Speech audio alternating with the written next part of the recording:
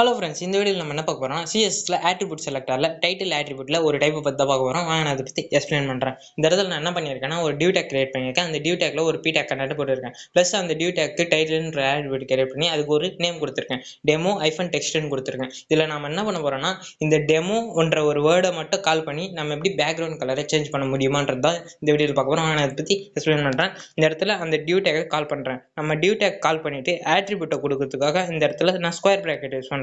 அதுக்கப்புறம் நம்ம என்ன பண்ண போறோம்னா, டைட்டில்ன்ற ஆட்ரிபியூட்டை நான் இங்க கால் பண்ணிக்கிறேன். பிளஸ் நம்ம என்ன பண்ண போறோம்னா, இந்த பேரலல் சிம்பிளை நான் இங்க கால் பண்ணிட்டு பிளஸ் ஈக்குவல்ட்டுன்னு கொடுத்துட்டு நம்ம அந்த டெமோவை தான் நான் இங்க கால் பண்ண போறேன்.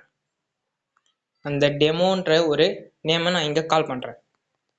கால் பண்ணி வச்சுக்கலாம். பிளஸ் நம்ம இங்க என்ன பண்ண போறோம்னா, நம்ம பேக்ரவுண்ட் கலரை சேஞ்ச் பண்ண போறோம். பேக்ரவுண்ட் கலர்ன்ற ஆட்ரிபியூட்டை அதாவது ப்ராப்பர்ட்டியை நான் ஆட் பண்ணிக்கிறேன். வேல்யூ வந்து நான் ரெட்னு கொடுக்குறேன். வாங்க இப்போ ரன் பண்ணி பார்க்கலாமா? பாத்தீங்களா, அந்த பேக்ரவுண்ட் கலர் ரெட்டா மாறிடுச்சு. ஆனா நான் என்ன பண்ணியிருக்கேன்னா, இதோட ஃபர்ஸ்ட் நேம் அதாவது டெமோன்ற ஒரு வேர்டை மட்டும் நான் இங்க கால் பண்ணியிருக்கேன். இவ்வளவுதான் ஃப்ரெண்ட்ஸ், டைட்டில் ஆட்ரிபியூட்ல ஒரு டைப். இது மாதிரி என்ன நிறைய இன்ஃபர்மேஷன் தெரிஞ்சுக்கணும்னா மறக்காம என்னோட சேனல் சப்ஸ்கிரைப் பண்றேன். அடுத்த வீடியோல